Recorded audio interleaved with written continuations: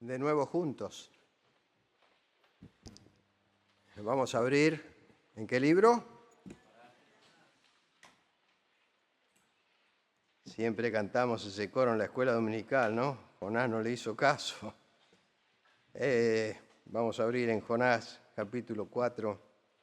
Y pensaba, queridos hermanos, que habiendo escuchado las exposiciones del capítulo 1, capítulo 2, capítulo 3 de este precioso mes que el Señor nos ha dado, creo que el Señor satisfizo ampliamente nuestro corazón con los mensajes que hemos escuchado, con la interpretación de los pasajes bíblicos.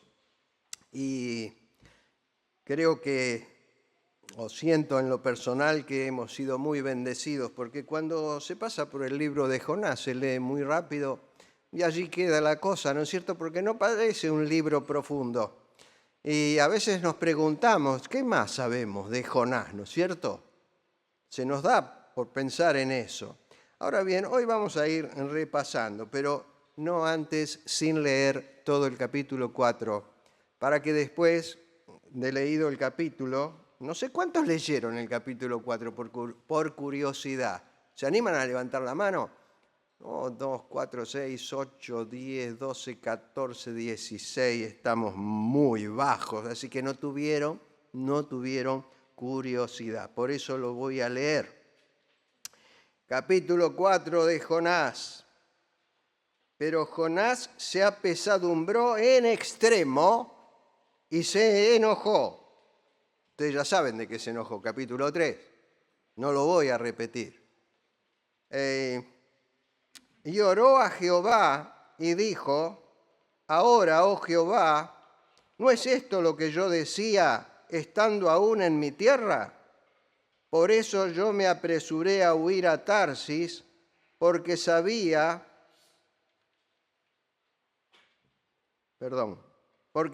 yo que tú eres Dios clemente y piadoso, tardo en enojarte y de grande misericordia, y que te arrepientes del mal. Registralo, querido hermano, capítulo 2. Registralo como y oró a Jehová. No encontramos ningún otro momento que haya orado desde que oró en el vientre del gran pez. Ahora pues, oh Jehová, te ruego que me quites la vida, porque mejor me es la muerte que la vida. No solamente estaba enojado, estamos con un profeta deprimido por todas las circunstancias. Y Jehová le dijo: ¿haces tú bien en enojarte tanto?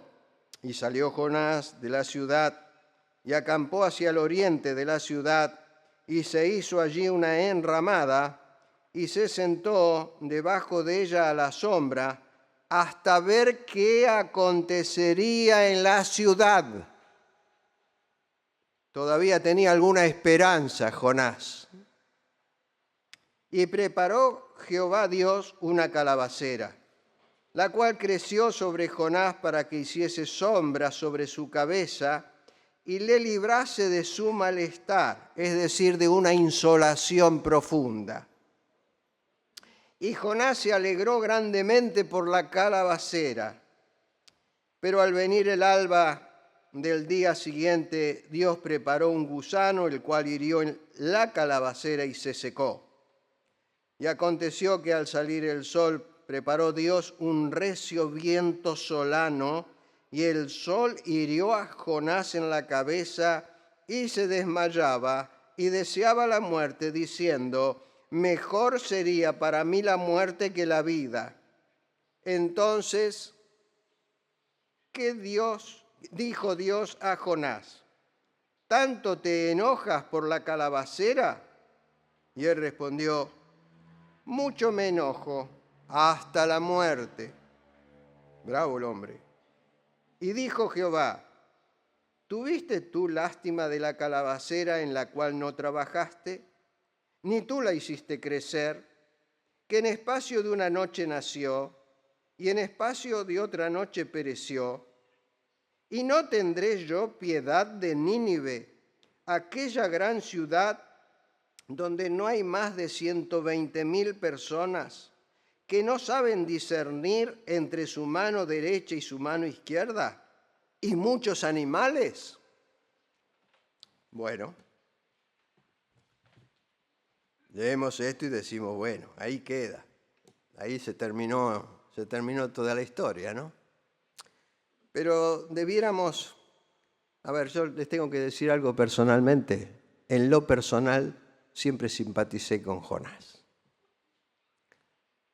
A pesar de todo lo que Jonás vivió, pero ubicándonos y colocándonos como hombres en la posición de Jonás, hubiéramos actuado de la misma manera, no de otra.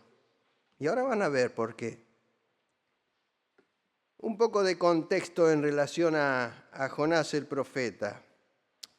Dios tenía un propósito. Era el propósito solo, grande y determinado propósito de mostrar Dios su gran amor, su gran esencia, su gran sustancia. La palabra de Dios dice que Dios es amor, es su sustancia, es su esencia, su misericordia. Ahora, ¿qué sabemos de Jonás? Porque leemos los pasajes de Jonás y tal vez no lo ubicamos o no lo reubicamos, ¿no es cierto? ¿Qué sabemos de Jonás? Jonás no solamente fue profeta, Jonás fue capitán del ejército de Israel, fue estadista y podemos decir que fue el contemporáneo de Jeroboam II, que es importante. Jonás era un hombre célebre en medio del gobierno de Israel. Dice segundo libro de Reyes. En el Antiguo Testamento vieron que hay primera y segunda, primero y segunda. Es primer libro, segundo libro, porque no son cartas. En el Nuevo Testamento son cartas de los apóstoles a los oyentes. Estos son libros. Segundo libro de Reyes, capítulo 14, verso 25, dice así la palabra. Él restauró los límites de Israel desde la entrada de Hamad, Galilea, hoy, hasta el mar de Arabá, conforme a la palabra de Jehová, Dios de Israel, la cual él había hablado por su siervo Jonás, hijo de Amitai, profeta que fue de Gat-Efer. Este es un antecedente importante que tenemos que tener en cuenta. Un capitán del ejército, un hombre férreo, un hombre que en medio de su personalidad y de sus conductas tuvo que ver a muchos compatriotas morir en batalla contra los asirios, porque fue en el tiempo de Jeroboam II que se ganaron límites que eran de la tierra de Israel. Y los ganaron a través de este capitán, de Jonás. Ahora también vamos a ver después que esta profecía, o mejor dicho, el tiempo del rey Jeroboam, está entre los años 793 y 753 antes de Cristo. Y hermanos, acá resulta que nosotros vemos al profeta Jonás con un plan determinado de Dios para un determinado tiempo para ese pueblo de Asiria. Era algo predeterminado por Dios. Dios quería lograr algo. Hay un secreto ahí en el capítulo, en este capítulo 4, cuando se va terminando. Pero ocurre que después de los triunfos que tuvieron, que ganaron espacios, que lucharon, fueron pasando los años. Entonces está el aspecto de Jonás, más o menos contemporáneamente con Jeroboam. ¿Cuánto duró el tiempo de conversión, de los asirios que vivían en Nínive? ¿Cuánto tiempo? No duró mucho. Después de entre los 40 y los 70 años, hay otro desbarajuste en el pueblo. Y un profeta que había sido semicontemporáneo con Jonás, que es el profeta Nahum, Dios manda una profecía de 3 capítulos, en donde en ningún momento habla bien de aquellos que vivían en Nínive ni en Asiria. Quiere decir que este tiempo del Antiguo Testamento, Dios obra según su voluntad, según su propósito, a través de los momentos que Él tiene determinados. Sin embargo, en este tiempo, el tiempo de la iglesia, el tiempo de la gracia, Dios tiene determinado que todos los hombres vengan al conocimiento de Dios para que ninguno se pierda. Dios es un Dios de misericordia, no es un Dios de ira, no es un Dios de castigo. Sin embargo, el pueblo asirio era un pueblo no solamente pagano, era un pueblo desafiante en las batallas, que ganaba por una tremenda, en las batallas, por tremenda maldad, cruenta maldad. La cimitarra no se usaba para cortar un dedo, cortaban cabezas a la vista de todos y ahí lo dejaban. Era algo tétrico realmente.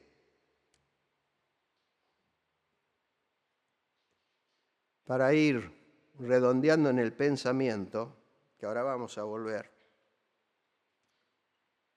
el imperio asirio termina siendo politeísta nuevamente y por el año 605 cae en manos de un imperio neo-medo-babilónico. Lo que quedaba de los medos y lo que quedaba de los babilonios se apoderaron de Asiria y ahí se termina la historia de Asiria en esa gran batalla.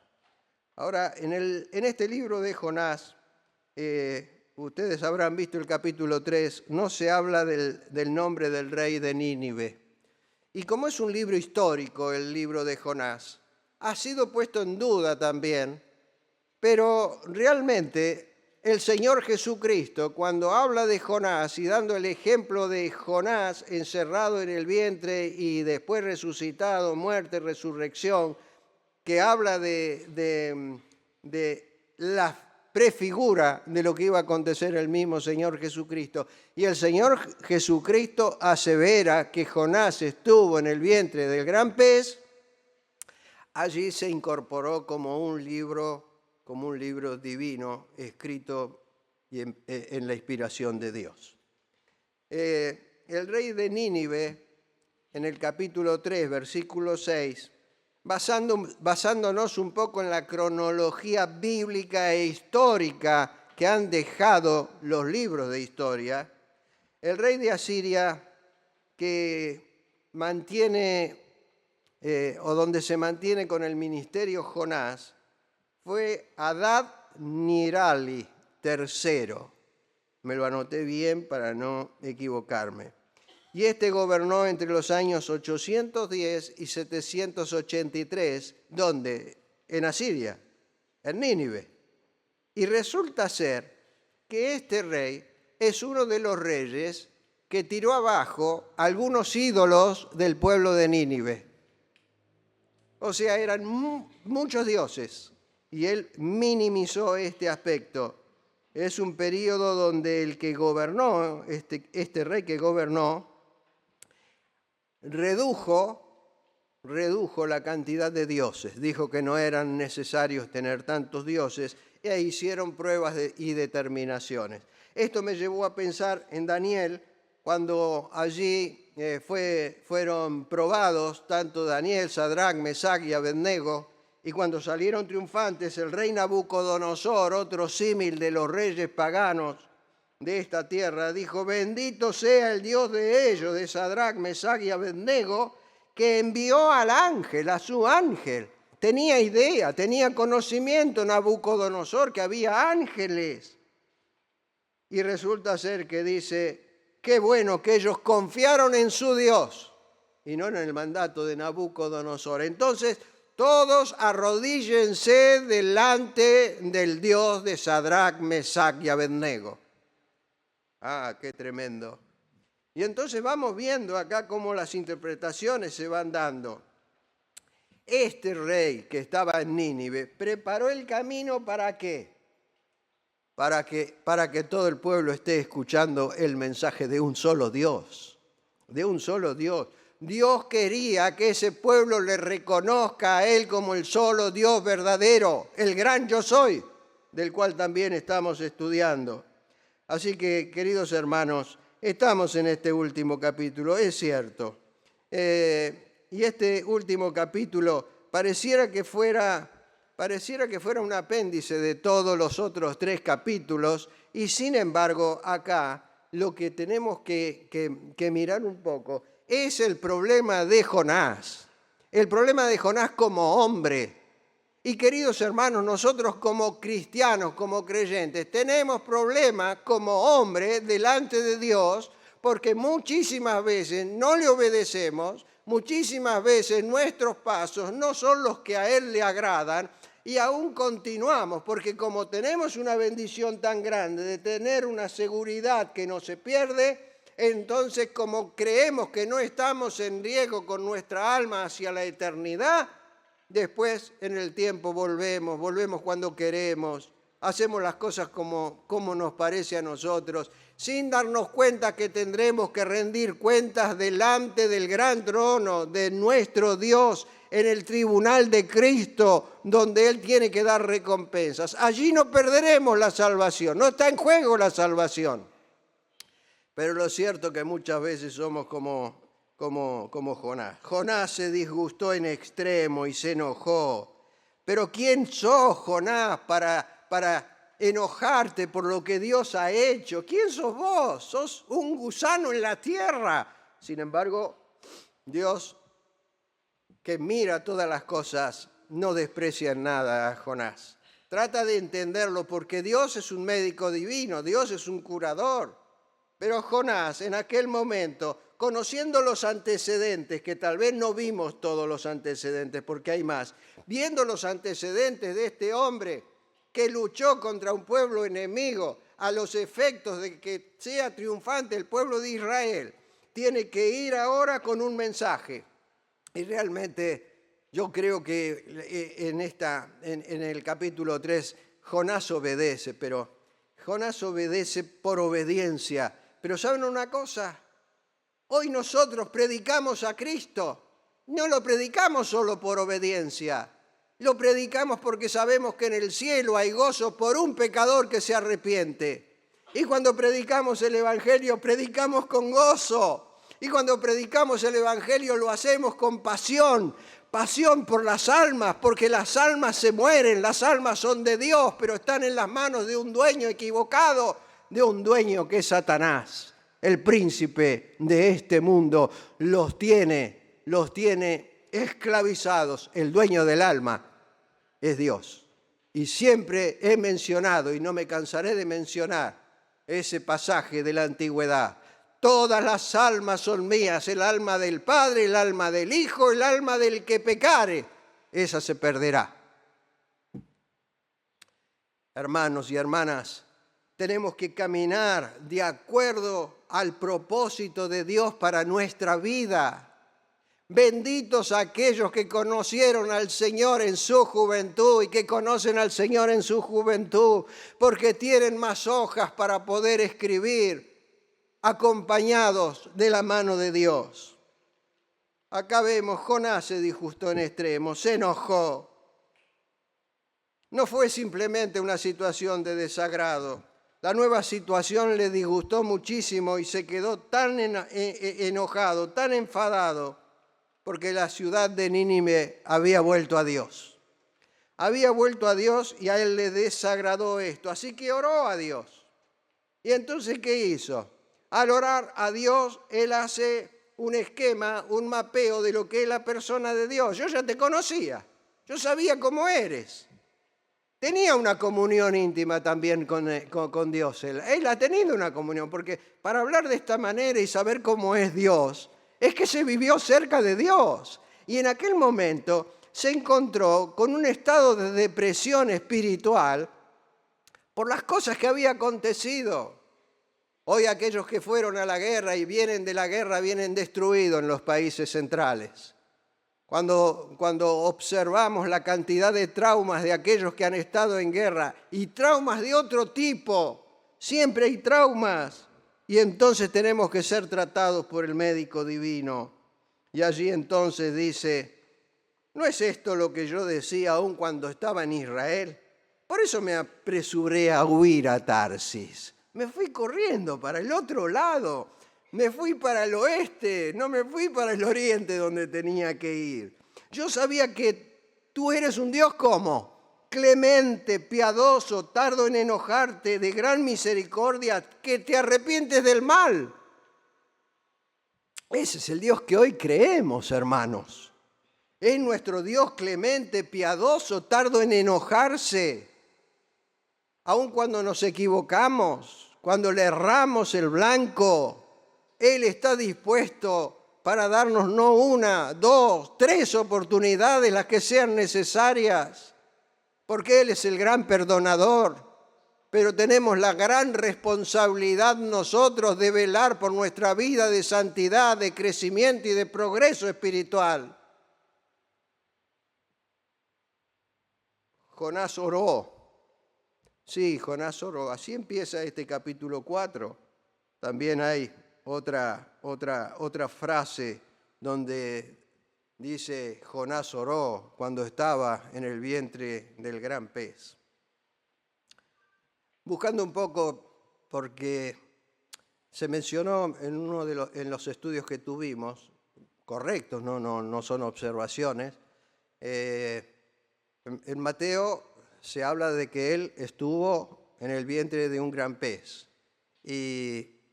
o viceversa, pero en la versión 909 se habla también de una ballena. Ahora, en el interlineal griego de don Francisco La Cueva, el término recibido del gran pez, atención, se puede traducir gran pez, se puede traducir ballena, pero el término recibido precisamente pone en primer lugar monstruo. Claro, si lo traducen como un monstruo, acá buscamos cobijarnos de alguna manera porque decimos, ¿qué es eso?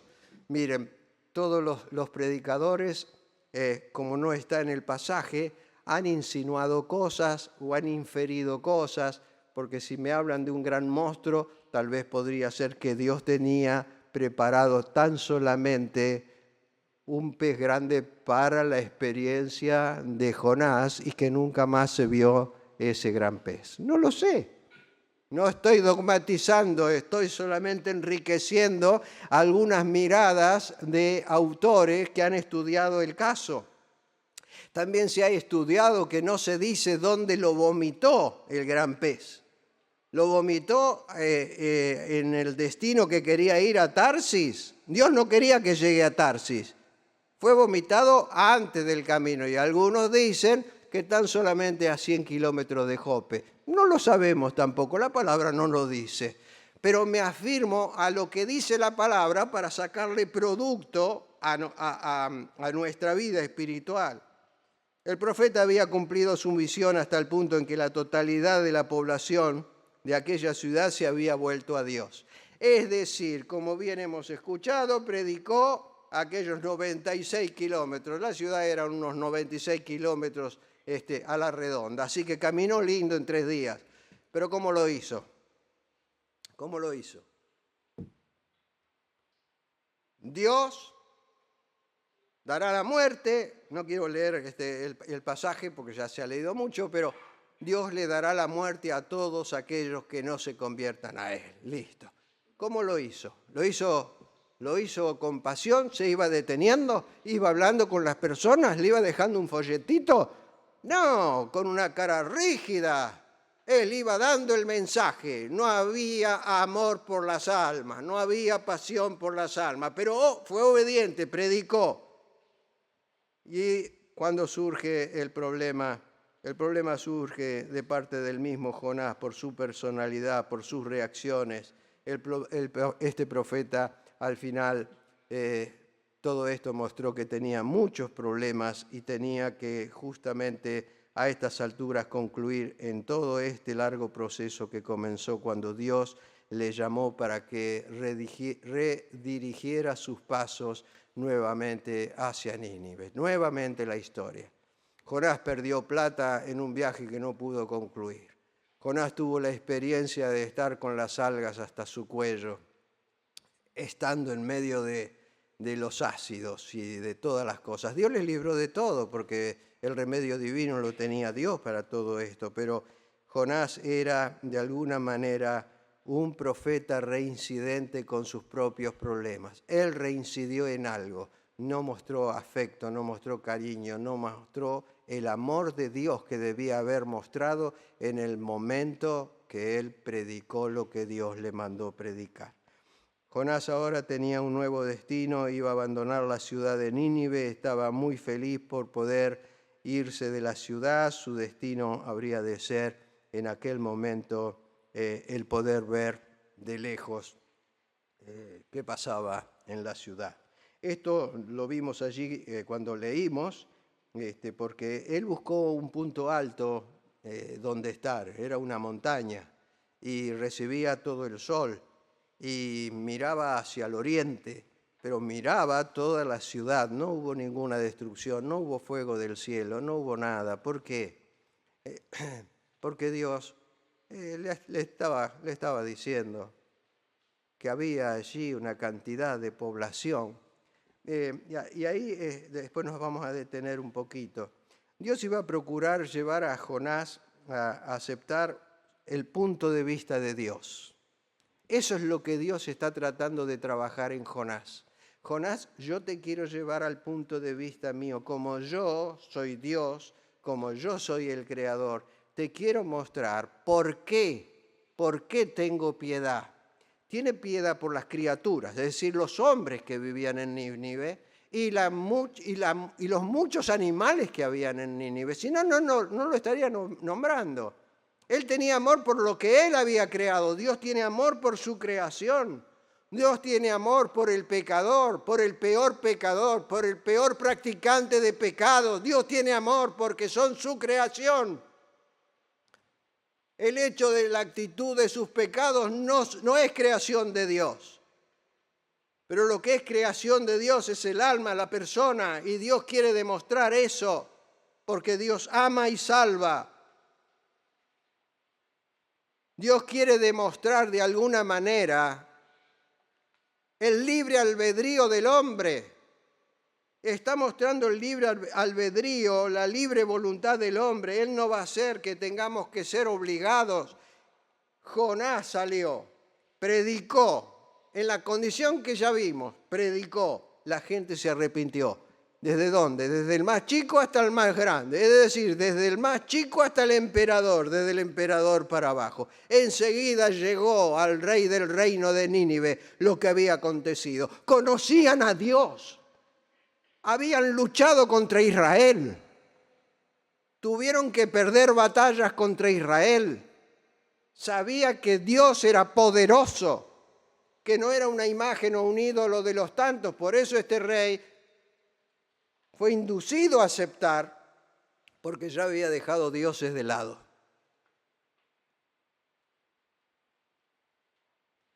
Dios ha movido el cielo y la tierra y vino a este mundo pasando por el pesebre y pasando por la cruz y pasando por el sepulcro para ser resucitado. Cumplió su propósito. Él no va a llegar más lejos en cuanto a la voluntad del hombre a lo que el hombre puede decidir en su libre albedrío. Dios no viene a tu persona a tirar la puerta de tu corazón, empujándola o rompiéndola.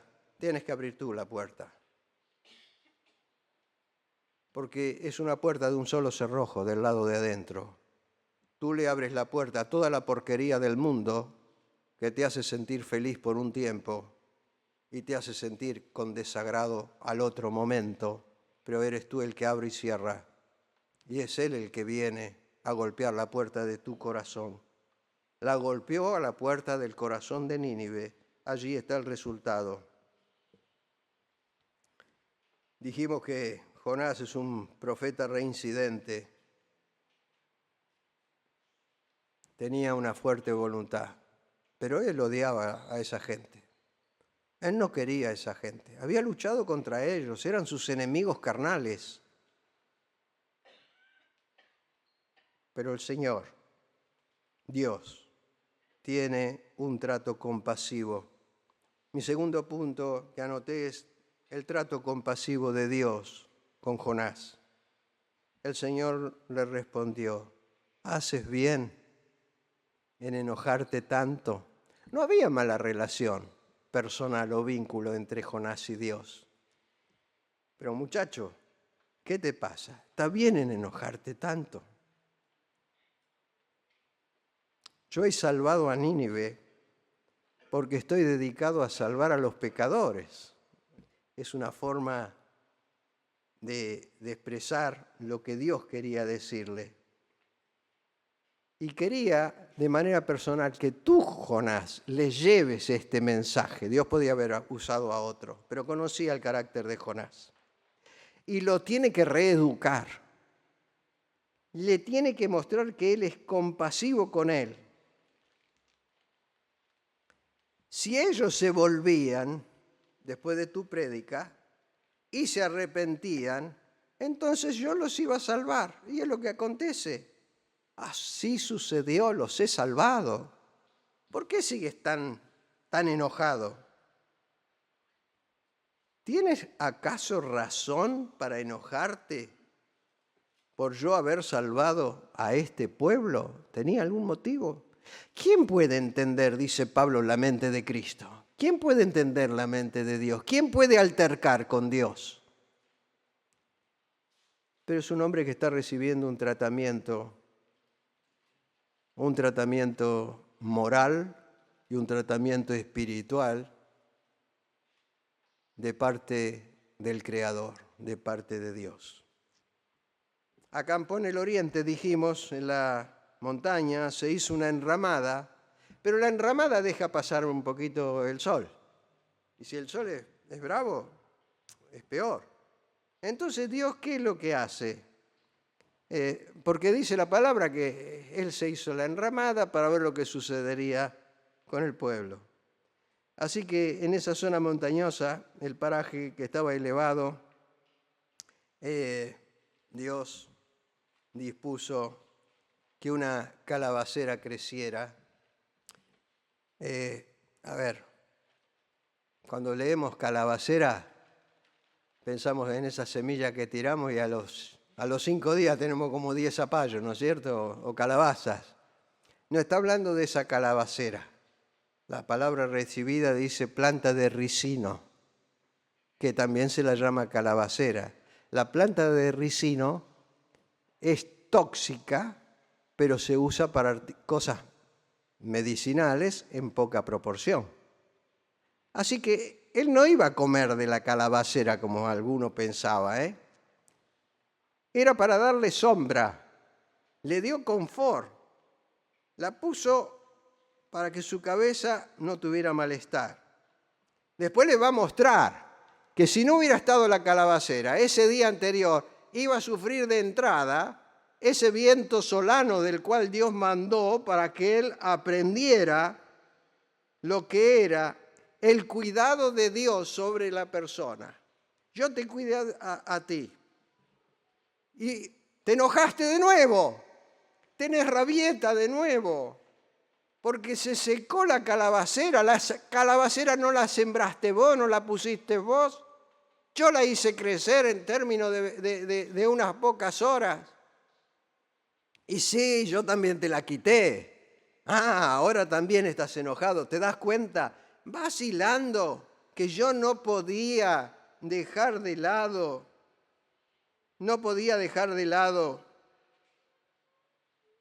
Te enojas por la calabacera.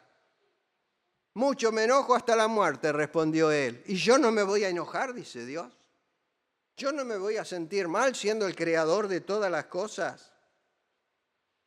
Tú tienes lástima de una calabacera en la que no trabajaste, en la cual ni la has hecho crecer, en espacio de una noche nació y en espacio de otra noche pereció. Dios le estaba enseñando a Jonás una gran lección. Para nosotros también está la gran lección, hermanos. Nosotros vemos a veces situaciones de la vida que las hacemos como una montaña tan grande que parece que las tenemos que ganar nosotros por la nuestra sin la dependencia de Dios. Tenemos que depender de Dios. Tenemos que gustar de la comunión con Dios. En las cosas grandes, en las cosas pequeñas. La planta de ricino, calabaza, así como cualquier otro ser vivo, no era nada comparado al valor de un ser humano y al valor que tiene un alma para Dios.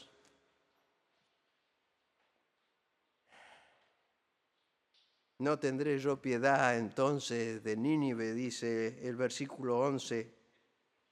Nos vamos a quedar unos 5 minutos solamente en el versículo 11.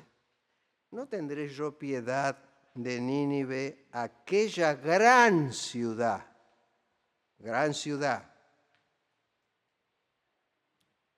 Una gran ciudad con esa superficie. ¿Había 120.000 personas nada más? No podemos decir que eran más ni que eran menos. ¿Qué dice la Biblia? Hay allí 120.000 personas que no saben discernir entre su mano derecha y su mano izquierda y muchos animales. La inferencia que se hace en este punto es que Dios puede estar manifestando que había 120.000 personas que eran como niños, que no saben discernir entre su izquierda y su derecha. ¿Cuántos somos abuelos acá? Vamos, levanten la mano los abuelos. Así me gusta, muchos abuelos. Y bisabuelos, vamos todavía ahí atrás. Ustedes vieron que los chicos tienen que crecer para saber cuál es su mano derecha y su mano izquierda. Entonces la inferencia está en que es muy probable que hubiera 120.000 niños en aquella gran ciudad. Por lo tanto, si había 120.000 niños en aquella ciudad y tan solamente todos fueran hijos de un matrimonio, tendría que haber allí otras 240.000 personas más, papá y mamá y ellos. Esa es una de las posibilidades. Una gran cantidad de autores sobre este pasaje alimentan la inferencia, y vuelvo a decir, no estamos dogmatizando, pero nos hace pensar. Ahora, yo digo, si eran 120.000 niños, más que más. Si el Señor Jesucristo dijo, dejad a los niños venir a mí porque de los tales es el reino de los cielos. Claro, los que no saben cuál es la izquierda y la derecha, los maestros de la escuela dominical, es un pasaje que se ha usado en la escuela dominical para enseñar. Ahora, si había hombres que eran como niños, entonces eran hombres que podían confiar en cualquier mensaje. Lo cual también cabe, porque hay hombres que se hacen como niños para recibir a Jesucristo. Porque hay hombres que hasta que no se hacen como niños, hombres y mujeres, me refiero al género, que si no se hacen como niños, no pueden recibir al Señor como Salvador, porque creen que tienen que hacer algo, que tienen que pagar algo, que tienen que hacer alguna oferta de algo a Dios para poder ser salvos. Resumo los hechos. Jonás tiene religión, tiene preceptos, conocimiento de Dios y mucho patriotismo, pero no tiene el amor necesario.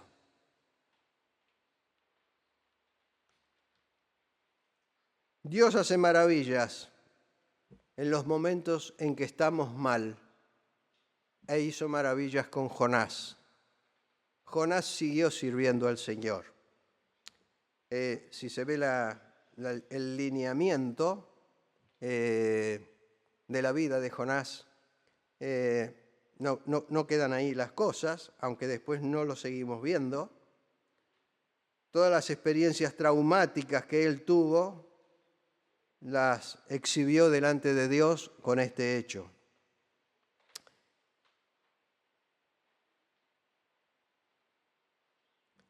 Dios le explica a Jonás el cuidado que él tiene de su creación, de las plantas, de los seres humanos y de los animales. ¿No he yo de preocuparme?, dice Dios. Y me tomo 3 minutos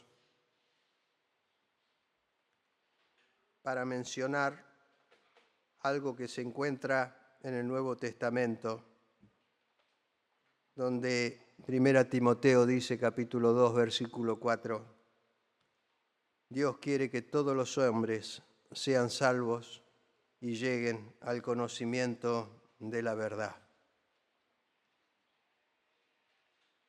Predicó, obedeció y lo hizo secamente, como dijimos, sin amor, sin pasión, sin gozo, pero fue como una piedra que hablaba. Pero se cumplió el propósito de Dios. Dios tiene un propósito en la vida de cada uno de nosotros. Y el propósito de nuestra vida sea o debiera ser el propósito que Dios tiene en sus manos para nosotros, para mí, para ti. Y tal vez el propósito de Dios en esta mañana también es para aquellos que nos visitan o nos acompañan, que puedas recibir a Jesucristo como el Salvador de tu alma que es eterna. Y en Juan capítulo 8, versículo 12, esta mañana en la meditación de la primera reunión se escuchó algo de esto. Jesús otra vez les dijo, yo soy la luz del mundo, el que me sigue no andará en tinieblas, sino que tendrá la luz de la vida. Jesús es el único que alumbra el alma del hombre. Si estás sin Dios, si estás sin ninguna esperanza, si no has tenido una vinculación con Dios, si no te han hablado de Dios, o si has tenido una mala experiencia de quien te habló de Dios y hacía otra cosa, te invitamos a que mires a Cristo en esta mañana. Mira al Señor Jesucristo, porque Él es el que alumbra. Yo soy la luz. Yo soy la luz de todos los que componen el mundo, de todas mis criaturas. Después hace otra inferencia el Señor Jesucristo, otra observación. El que me sigue, seguir a aquel que es la luz. El que me sigue no andará en tinieblas. El que me sigue ya no será esclavo del pecado. El que me sigue disfrutará de un nuevo nacimiento. El que me sigue será una nueva planta. El que me sigue tendrá paz en el alma. No andará en tinieblas. No andará en tinieblas. Este mundo está lleno de lamparitas y en esta época de LED alumbran más y nos atraen. Y creemos que todo lo que ofrece el sistema mundo nos puede dar felicidad. Hay camino que al hombre le parece bueno, pero su fin es camino de muerte. Si no caminamos cada día de la mano de Dios, no vamos a poder tener esa experiencia. Mi amiga o amigo, en esta mañana, querido oyente, querido amiga o amigo, Pero dice al final de estas tres cosas, sino que tendrá la luz de la vida. Tendrá la luz en el alma, es una alma iluminada. Querido amigo o amiga, todos los hombres necesitamos del Salvador. Algunos ya lo hemos reconocido como tal y no hemos tenido que pagar nada, ni hacer ningún sacrificio, porque todo lo que había que hacer para rescatar al hombre y darle vida en su alma, y que el hombre tenga la opción de poder elegir al Redentor, se ha hecho para la humanidad.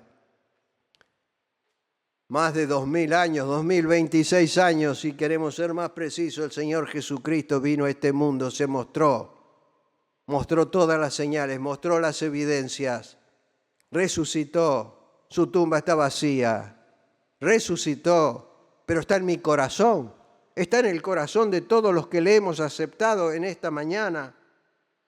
Pero una vida feliz en Dios es una vida de comunión. Una vida feliz con Dios es una vida de oración. Una vida feliz, alumbrada, es porque camino cada día tomado de la mano de Dios. ¿Hay alguien en esta mañana que ha aceptado a Cristo en su corazón, que tal vez lo ha hecho a solas y no lo ha manifestado públicamente? El Señor nos ha mostrado que Él ha dado testimonio público para salvarnos de rebenques que recibió, de azotes que recibió, de bofetadas que recibió, de corona de espinas. Él dio testimonio público que lo hizo por amor a mí y por amor a ti. ¿Hay alguien en esta mañana que, escuchando de la prédica del Evangelio, de lo que Dios quiere hacer con tu alma, rescatarla y colocarte en un nuevo camino? Yo soy el camino, dijo el Señor. ¿Hay alguien que quiere aceptar a Cristo en su corazón en esta mañana? Ya no tanto como los de Nínive, que se convirtieron todos. Hoy la experiencia de aceptar a Cristo es una experiencia y un estado. Se pasa del estado pecaminoso y de muerte, se pasa a un estado de salvación. ¿Habrá alguien así en esta mañana que quiere levantar su mano? Que ya lo haya hecho, tal vez a solas, y lo quiera manifestar. Dios te bendiga. Aquellos que tengan interés en aceptar al Señor, quédense ahora al término de la reunión. Yo me voy a quedar aquí adelante. Así damos lugar a que los hermanos se saluden y voy a estar esperando aquí adelante, aún aquellos que no han levantado la mano y tienen el deseo de aceptar a Cristo como Salvador. Les invito a tener una oración. Nuestro Dios y nuestro Padre Celestial, te damos a ti las gracias porque tú eres un Dios grande, misericordioso, clemente, que tienes paciencia para con nosotros, tienes paciencia para con tu creación y estás a la espera del reconocimiento de nuestros pecados. En esta mañana, nuestro Dios, pedimos que tú nos limpies de todo mal y de todo pecado y aceptamos a Cristo como nuestro Salvador personal. Bendice las almas que están en medio nuestro, que están dudando, que están especulando, que no se deciden, al igual que los que están escuchando por YouTube. Nuestro Dios, tu bendición sea con cada uno de nosotros. En el nombre de Cristo. Amén.